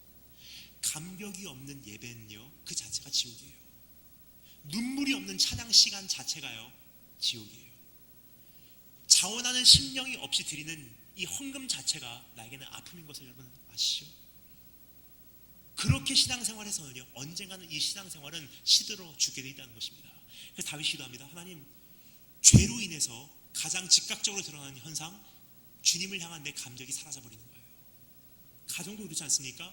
정말 사랑했던, 불타는 열정으로 결혼했던 그 아내와 크게 한번 싸우고 나면요, 조금 마음이 냉랭해져요. 그것이 계속 오랜 시간 동안 지속되잖아요. 감격이 사라지는 것이 정해진 사실이에요. 죄의 가장 큰 역할은요, 무슨 어떤 행위가 나빠지기보다도 가장 큰 역할은, 죄의 영향은요, 나하고 하나님과의 사이가 냉랭해진다는 것입니다. 예배에 와도 눈물이 흐르지 않고, 찬양을 드려도 내 안에 감격이 없고, 교회를 가는데도 심장이 터질 것 같은 기쁨이 없어요. 예배에 와서 말씀을 듣는 이 시간, 예배에 참석하는 1시간 반이라는 시간, 교회에서 섬기는 순간순간, 헌금을 드리는 모든 과정이요, 나에게는 오히려 번거로움이고 지루함이고 그냥 해야 되는 예식일 뿐이지, 내 안에 어떤 감격이 없다는 것은요, 이 자체가 지옥이에요. 그 신앙생활은 언젠가 메말라 버릴 수밖에 없다는 것입니다. 그래서 다윗이 기도합니다. 나에게 자원하는 심령을 주사 내 믿음 좀 지켜주세요라는 거예요. 이대로 가다가는 나 믿음도 없이 찌꺼기로, 깡통으로 끝나게 생겼습니다. 하나님, 여러분, 오늘 우리에게 가장 필요한 기도가 바로 이것이 아닌가 생각이 듭니다. 왜냐하면요, 다윗이 기도한 1절부터 19절까지의 시편 51편의 말씀에 비중적으로 우리가 나눠볼 때 갈망하는 기도가 제일 비중이 많아요. 지금 읽은 7절부터 12절까지의 말씀, 가장 많은 비중을 차지하고 있는 내용, 주님과 나와의 감격을 회복시켜달라는 거예요. 아무리 사역을 열심히 해도, 아무리 열심히 찬양을 해도, 아무리 열심히 봉사를 해도, 아무리 많이 헌금을 해도, 아무리 모든 예배에 참여해도 내 안에 주님을 향한 불타는 열정이 없고 흐르는 눈물이 없고 그 감정이 이미 메말라 버렸다면요, 울리는 꽹과리밖에 되지 않는 뜻입니다. 여러분, 여쭤보겠습니다. 예배 시간에 감격이 있으십니까? 제가 말씀드릴게요. 진심으로 하나님 앞에 양심적으로 고백해 주시면 감사드리겠습니다. 왠지 말씀드리겠습니다. 대한민국 교회의 지금 가장 큰 문제가 무엇인지 말씀드리겠습니다. 성도들의 고백이요, 작동이 돼요. 저는 심리학 전공이었습니다. 심리학 전공인지라 파브로브라고 하는 심리학자를 많이 연구했어요. 참 재밌습니다. 파브로브에 개 한 마리가 있었어요. 밥을 주기 전에 매일매일 종을 흔들어요. 쨍강쨍강쨍강 밥 주고, 쨍강쨍강쨍강 밥 주고, 딸랑딸랑딸랑 밥 주고. 근데 어느 날 딸랑딸랑딸랑 흔들었는데 밥을 안 줬어요. 그럼 그 개가 어떻게 반응했죠? 계속 침 흘리고 있는 거예요.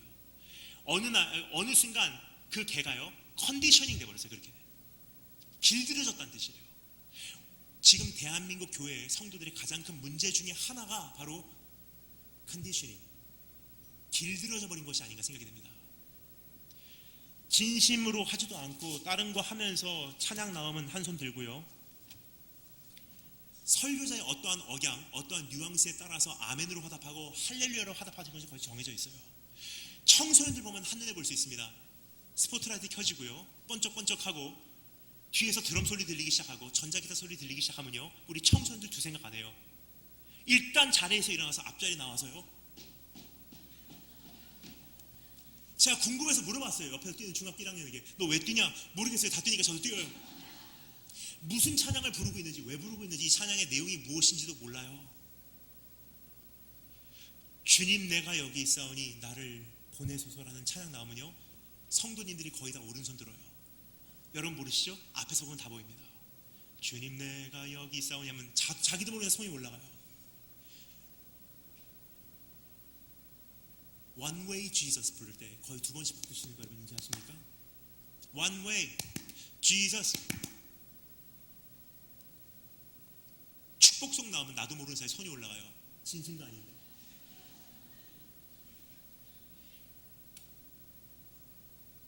내 안에 정말 주님을 향한 어떤 진심도 없는데 그냥 불러요. 주님 말씀하시면 내가 나가리라. 주님 멈춰서시면 내가 멈춰 있겠습니다.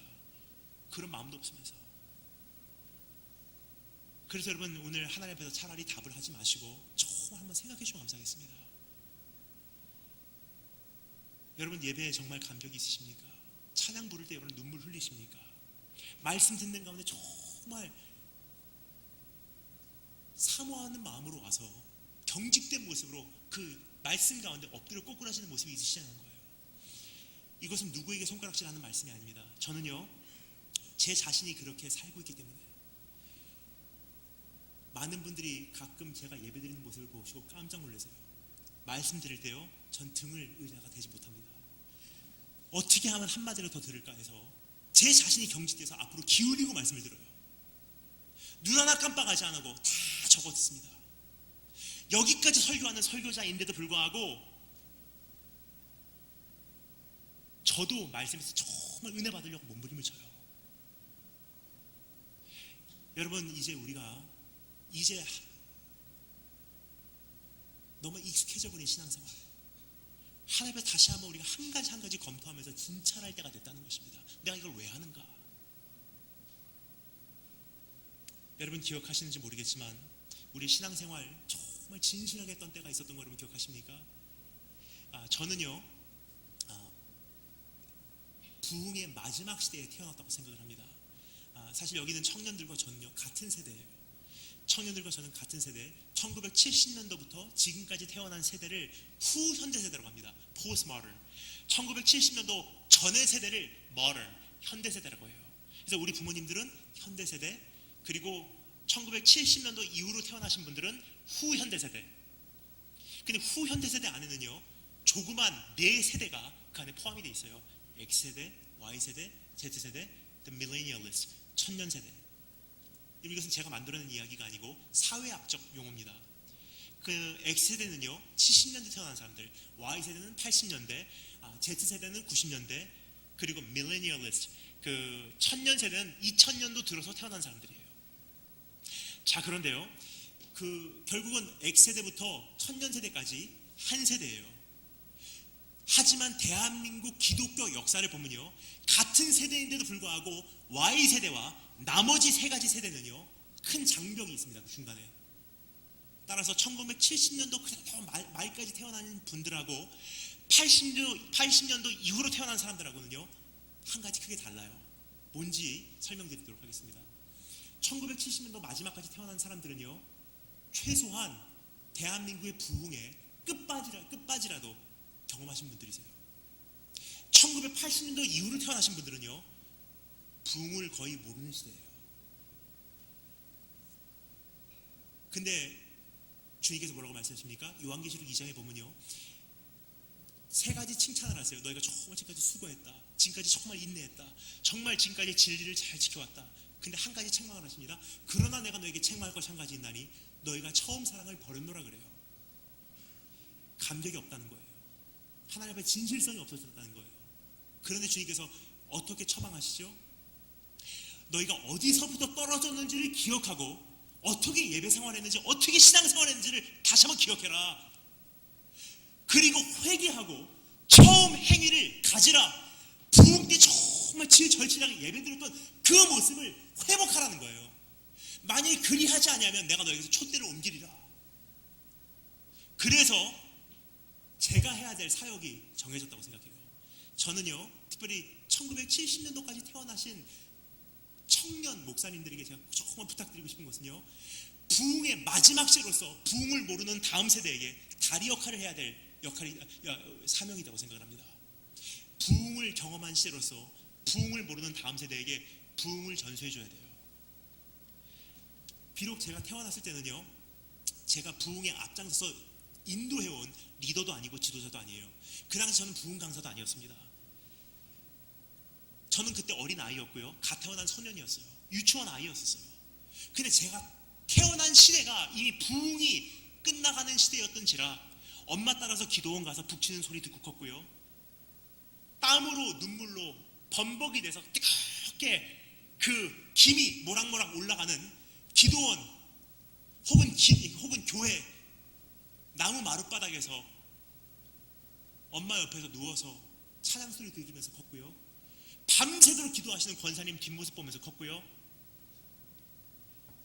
신년 부흥이 되면 수많은 사람들이 기도하러 금식하러 기도원 올라가는 모습 당연한 그 시대에 컸고요, 선교지 나갈 때 전도사님들이 혹은 사역 시작하기 전에 혹은 목사 안수 받기 전에 정말 주님 앞에 하루 살고자 산속에 들어가서 성령 받을 때까지 소나무 하나 뽑을 작정으로 들어가셔서 진짜로 소나무 하나 뽑고 내려오시는 분들이 계시는 시대에 제가 살고 있었어요. 어린 아이였지만 그것을요 다 제가 흡수를 했어요. 그게 기준입니다. 우리가 어디서부터 떨어졌는지를 한번 그래서 우리 특별히 청년분들께 제가 호소하고자 기억나게 해드릴게요. 제가 처음에 쉬운 것부터 시작하도록 하겠습니다. 제가 말씀에 대해서 지금 계속 강조를 하고 있어요. 하나님 말씀 읽겠습니다. 구절 살펴 내려가겠습니다. 하나님 말씀 펼친 거 우리 끝까지 덮지 마시고 읽겠습니다라고 말씀을 드린 이유가 있습니다. 왜냐면요, 지금 이 시대는 하나님 말씀부터 메말라가는 시대에 우리가 살고 있기 때문이에요. 재미난 말씀 좋아하고요, 설교 도중에 동영상 보는 거 좋아하고요, 연예인 이야기 듣는 거 좋아하고요, 특별히 세상에서 이렇게 살아서 누가 성공했다는 성공담 듣기 좋아하지만 성경에 대해서 정말 모르는 시대에 우리가 살고 있지 않다고 생각하십니까? 그렇게 생각 안 하십니까? 저는 이 성경을 사랑합니다. 저는 이 성경과 처음 만났던 그 때도 지금까지 기억이 납니다. 물론 그 당시는 이 성경은 아니었습니다. 지금 이 성경은 영어 성경인데 제가 처음으로 어머니께 할머니께 물려받았던 성경, 제가 5살, 6살쯤 됐을 때였어요. 매일 저녁마다 가정에서 드리는 가정 예배가 있었습니다. 할머니, 할아버지부터 어머니, 아버지, 이모, 삼촌들 다 모여서요, 마루에서 함께 드리는 가정 예배. 한참 놀다가도 저녁 9시가 되면요, 할머니께서 말씀하세요. 방에 가서 옷 갈아입고 와. 옷만 갈아입고 그 자리에 와서 앉아요. 5살밖에 되지 않은 전데요, 할머니께서 말씀하십니다. 예배는 맨발로 오는 게 아니야. 방에 가서 양말 신고 와. 참석합니다. 그날 어머니께서 저에게 주셨던 성경, 할머니께서 읽으셨던 성경 어머니에게 물려주시고, 어머니께서 읽으셨던 성경 저에게 물려주셨어요. 6살밖에 되지 않은 제가 그 성경을 딱 펼치는 순간 깜짝 놀랐습니다. 읽을 수가 없어요. 거의 다 한자예요. 근데 그 당시만 해도요, 내가 알아듣는 말로, 현대인의 말로 성경을 번역해서 내 눈높이에 맞춰서 무슨 전도한다는 의미에서 누구나 읽을 수 있는 성경을 만들어낸 그 시대가 아니었어요. 그 당시는요, 네가 하나님 말씀이 정말 귀한 줄 알고 그 말씀을 정말로 읽기를 원한다면 네가 성경의 말을 배워. 그 당시였어요. 한참을 그 말씀을 읽어가며 제가 우리말을 배우기 시작합니다. 저는요, 초등학교 4학년 이후로 우리말을 배운 적이 없습니다. 제가 하는 한국말 다 어디서 배웠냐? 성경 말씀에서 배운 거예요. 한참을 읽다 보니 할머니께서 은혜 받으셨던 말씀, 이미 색깔이 많이 발해있지만 빨간 줄로 색연필로 밑에 줄 그어놓은 게 보여요. 또 한참을 읽다 보면 어머니께서 은혜 받으셨던 말씀, 형광펜으로 동그라미 쳐놓은 게 발했지만 보여요.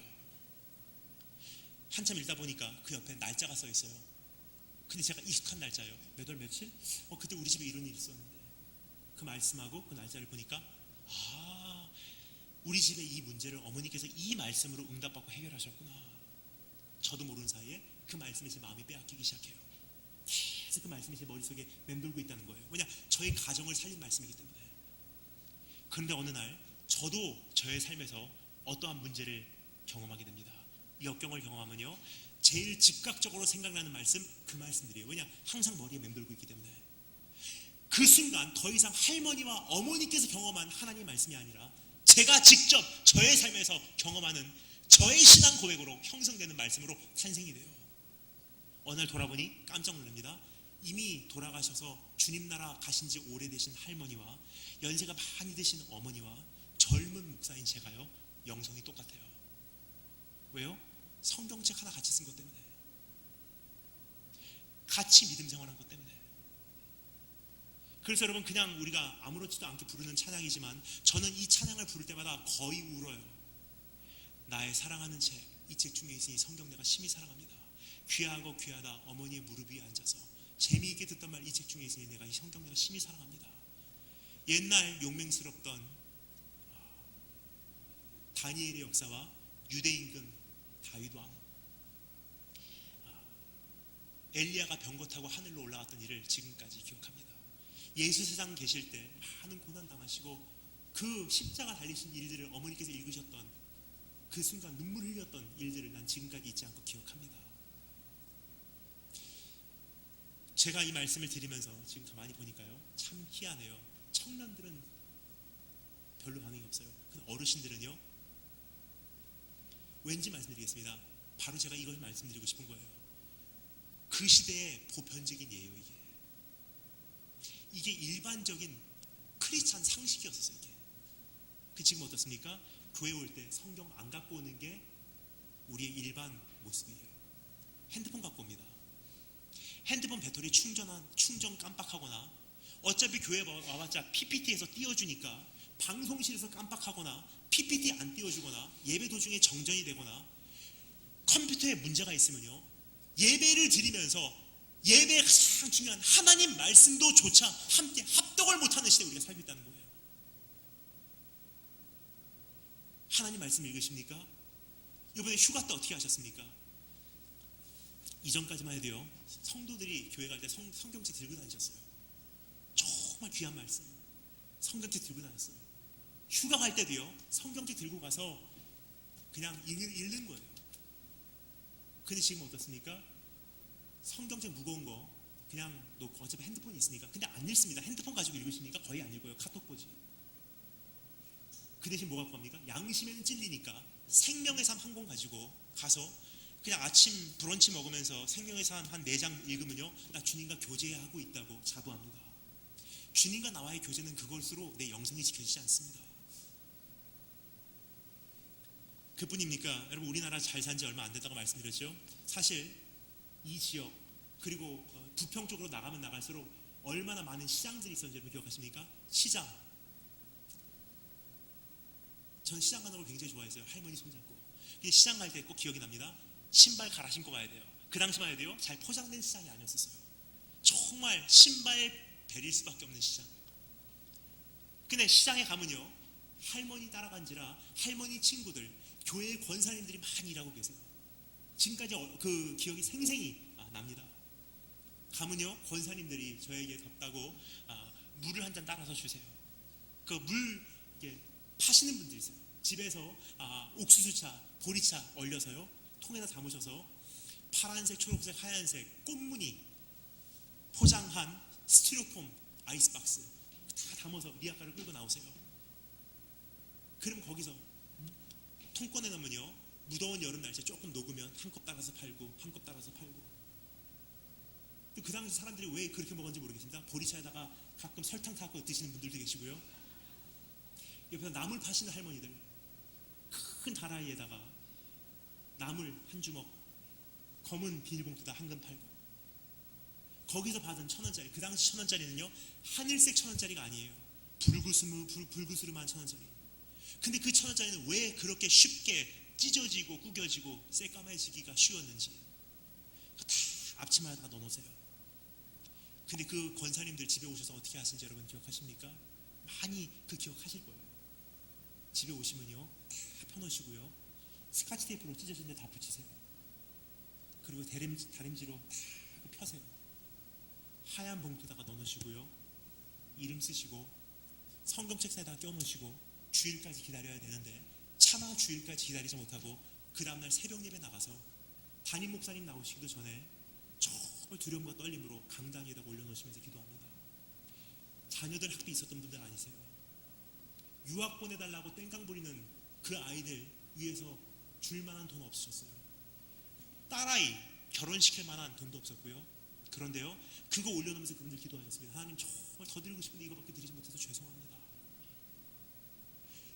우리가 잘해서 지난 10년, 20년 예배할 자리가 있었던 게 아닙니다.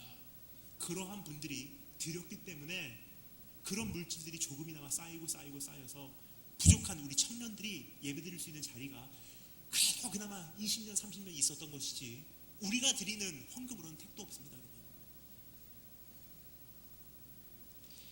그 예물 드렸던 때 여러분 기억하십니까? 근데 우리의 지금 현실의 모습은 어떻습니까? 동성연애자 지지하는 초록색 간판의 커피숍 가서 5,500원짜리 라떼 사 먹는 것은 아무렇지도 않아요. 주기별로 친구들 2-3명 비싼 호텔방 빌려서 거기 단체로 들어가서 허세한이라 거기서 사진 찍고 거기서 SNS에다 올리는 건 아무렇지도 않아요. 외국에 여행 나가서 비싼 브런치 먹고 아무렇지도 않게 즐기는 건 아무렇지도 않아요. 주기별로 핸드폰 바꾸는 거 아무렇지도 않아요. 근데 일주일에 딱 한 번 내 앞으로 헌금 바구니 지나갈 때 5,000원짜리 하나 감히 하나님 앞에 드리면서, 그것도 아까워서 마음이 불편한 것, 그거 하나 준비하지 못한 것, 그럼에도 불구하고 내가 헌금했다고 자부하는 것, 이게 우리의 현실이에요 지금. 그럼 오늘 다니엘 김 선교사라는 사람이 와서 여러분에게 무슨 말씀을 드려야지 옳을까요? 복받을지어다. 위대한 꿈을 꾸십시오. 위대한 비전을 가지십시오. 하나님께서 여러분을 위대하게 쓰실 것이고 세계적인 인물이 되게 하실 것입니다. 제가 오늘 그 말하고 가면요, 주님께서 오늘 저녁에 저에게 이렇게 말씀하실 것입니다. 너에게 화 있을진저. 여러분, 우리가 너무 멀리 왔어요 이제. 사실 우리 현실은요, 지금 어디서부터 우리가 손을 대야 될지 모르는 것이 우리 신앙생활의 모습이 아닌가 생각이 듭니다. 조금 전에 제가 짧게 말씀드렸는데 이거 진짜 있었던 일들 아닙니까? 10리 20리 걸어서요, 고무신 다 찢어질 때까지 주일 예배를 가세요. 그래서 한국교회 세계 어디 가도 없는 전통이 있어요. 교회에 들어갈 때 신발 벗고 들어가는 거. 왜 있냐면요, 걸어 다녔기 때문에. 비 오는 날 흙탕물, 발 더러워지잖아요. 신발 더러워지잖아요. 그러면 교회 가서는요, 최소한 교회는 성결된 자리이기 때문에 신발 벗고 들어가자. 그렇게 시작됐던 얘가 어느 날 전통이 되고, 그게 어떻게 어느 날 정석이 돼버린 안타까움도 있지만, 강단 위에 올라올 때 더러운 신발 계획기도 할 때 감히 신고 올 수가 없는지라, 그래서 신발 벗고 슬리퍼 신고 올라오기 시작한 전통이에요. 와서 정말 간절한 마음으로 예배드리고 눈물 없이 드리지 못했던 그 예배, 그게 지금 어떻습니까? 준비 찬양은 준비 찬양이라고 생각합니다. 예배가 아니라고 생각해요. 준비 찬양이지. 예배 딱 시작하면요, 한 10분 20분쯤 지나서 던킨 도넛 컵 들고 물병 하나씩 들고서, 여러분 분명히 말씀드리겠습니다. 2시간 동안 예배 드리면서 물 한 모금 안 마셔도 안 죽습니다. 언제부터 물 한 모금 홀짝홀짝 마시면서 커피컵 들고서 예배를 드리기 시작했는지, 어디서부터 우리의 모습이 변질됐는지 한번 생각해 주시면 감사하겠습니다. 조금 경직되고 두려움과 떨림으로 그 앞에 엎드려지고, 어느 순간 임하실지 모르기 때문에 한순간도 놓치지 않으려고 몸부림치는 것이 우리 예배 현실이었어요. 어디서부터 떨어진지를 기억하고 회개하고 처음 행위를 가지라. 만일 그리하지 아니하면 내가 너에게서 촛대로 옮기리라. 보고 드립니다. 그 촛대는 지금 거의 다 옮겨졌어요. 이제 여러분이 이제는 다음 세대를 짊어져야 될 그 시점이 오면요, 특별히 청년분들, 바톤 타치가 이루어질 때쯤 되면요, 한국은 촛대가 옮겨진 시대가, 완전히 옮겨져 버린 시대가 됐을 수도 있다는 것입니다. 이제는 눈물 없이 드리는 예배를 드리지 않겠노라 하나님의 결단하시는 우리 한 분 한 분 되시길 축원합니다. 어찌 우리가 눈물 없이 예배를 드릴 수가 있습니까? 1000번을 불러봐도 내 눈의 눈물이 마르지 않는 이유는 십자가의 그 사랑. 이게 당연한 거예요, 여러분. 네 번째 따라 참사했습니다. 서원하라. 다 같이 읽겠습니다. 하나님 말씀 13절부터 17절까지 말씀을 한 목소리 읽겠습니다. 13절부터 17절 한 목소리로 읽겠습니다. 시작.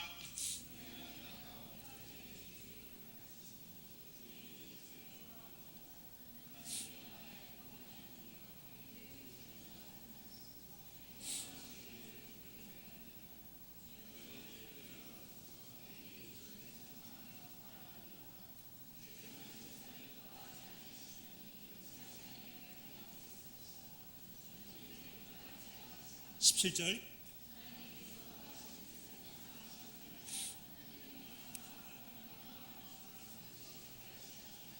아멘. 첫 번째, 기억하고 회개하고 갈망하고, 네 번째, 서원하라. 우리 시간 관계상 짧게만 살펴보고 마치겠습니다. 여기서 참 한 가지 중요한 단어만 소개해 드리도록 하겠습니다. 그리하면이라는 거예요. 뭐죠?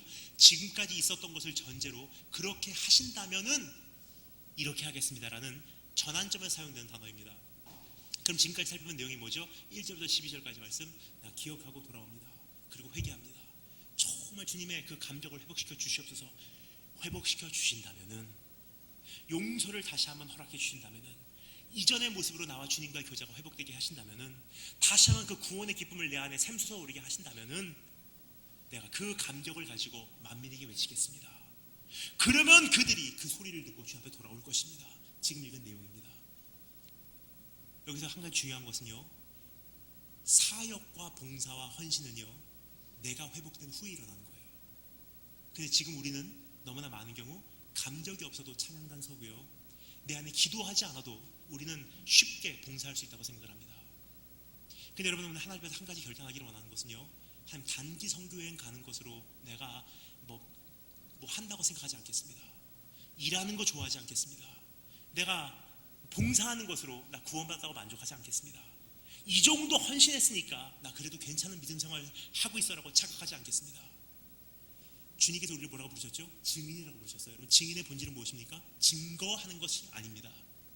증인의 본질은 증거하고 증언하는 게 아니에요. 왠지 설명을 드리겠습니다.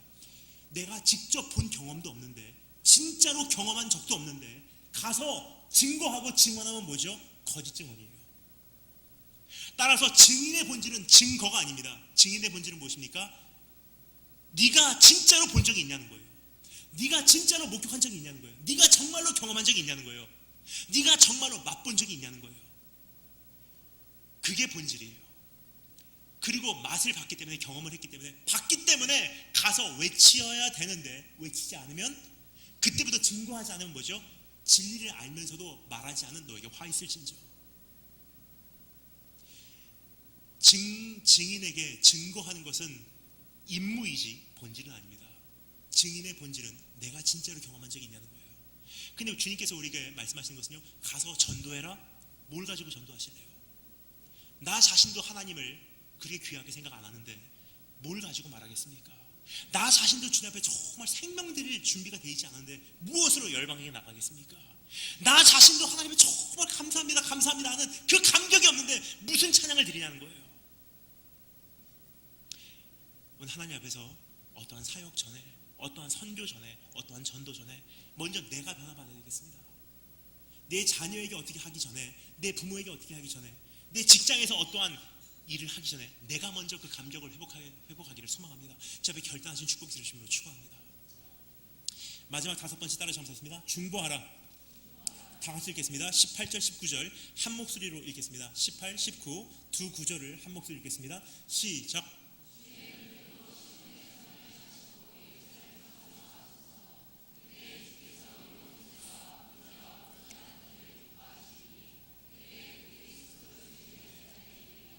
아멘. 참 많은 과정을 이미 거쳤습니다. 기억하고 회개하고 갈망하고 서원하고, 마지막 과정, 중보하는 과정이에요. 마지막으로는 다윗이 기도를 어떻게 마칩니까? 나라와 민족을 향한 중보로 끝납니다. 희한하다고 생각 안 하십니까? 개인적인 회개 기도를 하는데 기도의 마무리는 나라와 민족을 향한 중보예요. 참 희한한 패턴이 아닌가 생각이 듭니다. 보통 여러분 회개 기도할 때 중보로 끝납니까? 거의 아니에요.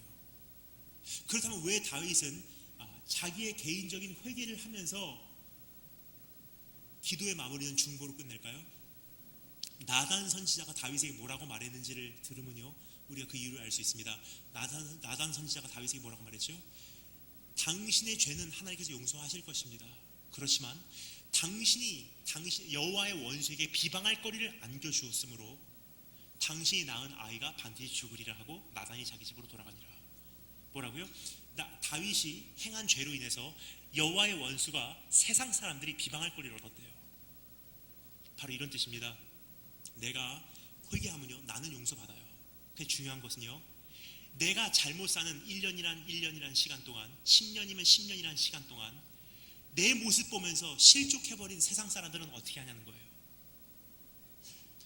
교회가 정말 하나님 앞에 회개하고 돌아가면 그 교회는 용서를 받고 회복이 되겠죠.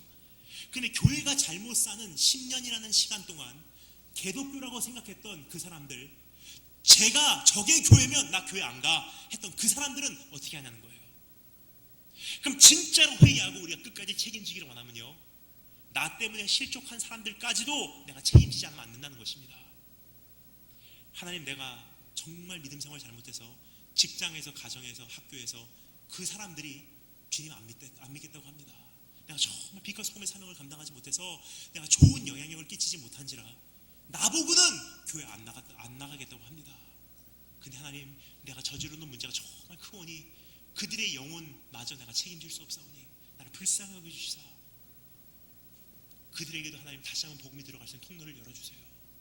나 때문에 실족한 그들이 이제는 나 때문에 예수 믿게 하시고, 교회 때문에 실족한 세상이 이젠 교회 때문에 돌아오는 세상 되게 해주기를 소망합니다.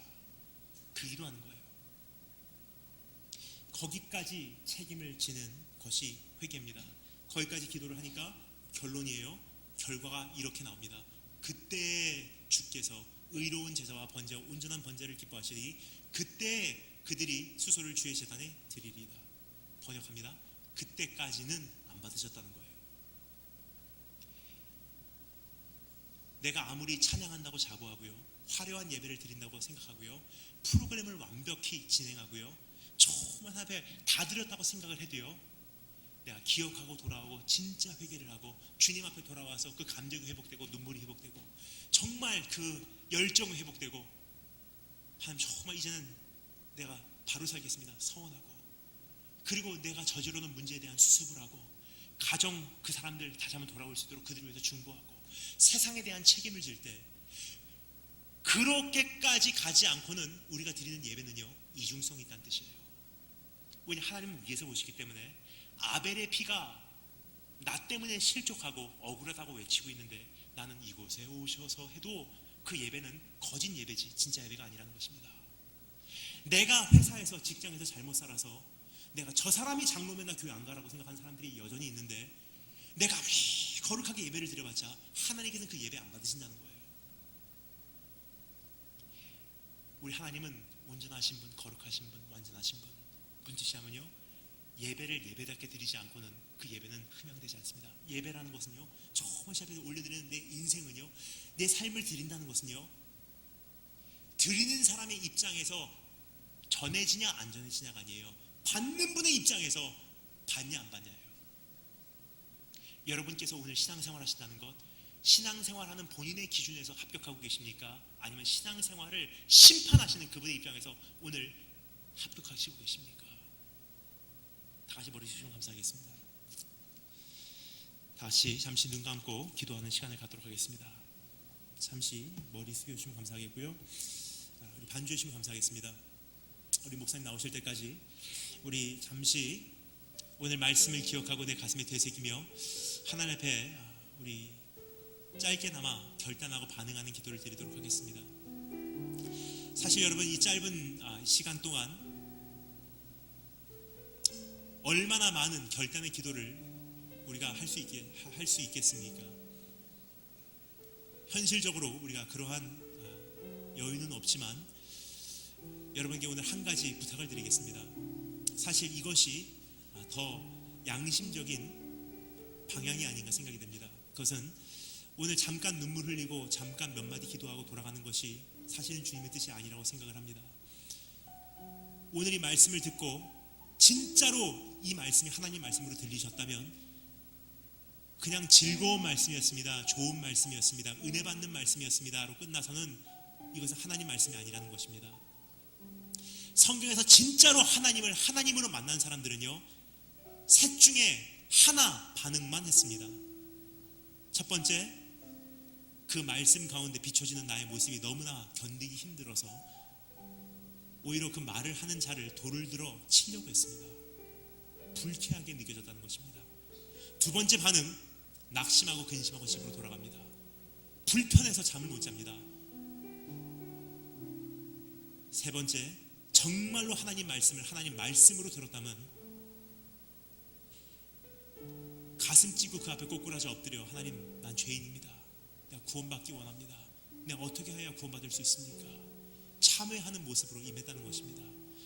오늘 이 말씀 반응, 제가 정말 기도하고 소망하는 반응이요, 이 셋 중의 반응 중에 하나이기를 바랍니다. 차라리 돌을 들어서 저를 치시든지, 근심하고 낙심하고 오늘 정말 부담되는 말씀 들어서 재수없다고 생각하시며 오늘 댁으로 돌아가시든지, 밤잠 못 이루시며 오늘 마음 불편하게 돌아가시든지, 아니면 하나님, 이대로 못 살겠습니다, 오늘 이 말씀이 정말 옳습니다 하고 골방으로 들어가시다 이젠 사생결단하고 주님 만날 때까지 바닥에서 씨름하시든지, 셋 중에 하나를 선택하는 것이 하나님을 향한 최소한도의 우리의 예의라고 생각을 합니다. 그래서 오늘 여러분께 오늘 짧은 기도의 시간이지만 이 셋 중에 하나를 선택하도록 제 기회를 드리도록 하겠습니다. 하나님, 내가 골방으로 들어갑니다. 어중간하게 그냥 주일 때우고 헌금 최소한도로 드리고 즐거운 청년 생활하고 그냥 끊임없이 진행되는 프로그램 잘 어느 정도만 참석하면 나 신앙생활 유지하고 있다고 생각했는데, 막연히 언젠가는 부흥하겠지, 언젠가는 달라지겠지, 언젠가는 흐름이 바뀌겠지 생각은 해왔지만 사실 여러분, 그건 꿈에도 그려서는 안 되는 일이라고 생각을 합니다. 하지만 하나님, 오늘 내가 그런 거 다 주님 앞에서 청산하고 정말 이제 무릎으로 갑니다. 골방으로 돌아갑니다. 내가 정말 잘못 살았습니다. 내 자녀 돌아올 때까지 나 쉬지 않겠습니다. 다음 세대가 주님 앞에 세워지기까지 나 쉬지 않겠습니다. 예수 믿지 않는 부모 주님 앞에 돌아올 때까지 나 쉬지 않겠습니다. 교회가 회복되고 예배가 회복되고 내 감격이 회복될 때까지 나 바닥에서 씨름하겠습니다. 정말 그러한 양심적인 고백과 결단을 주 앞에 드리시는 축복이 있으시기를 주님의 이름으로 축원합니다. 우리 다 같이 함께 그러한 결단의 기도를 드리도록 하겠습니다. 다 같이 기도합니다.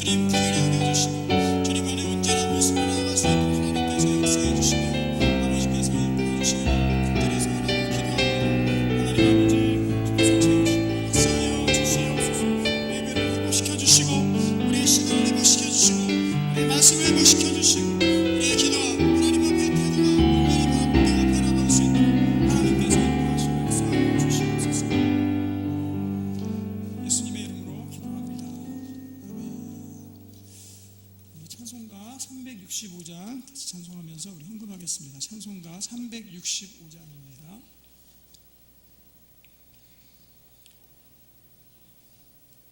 찬송가 365장 1절과 4절 찬양하겠습니다.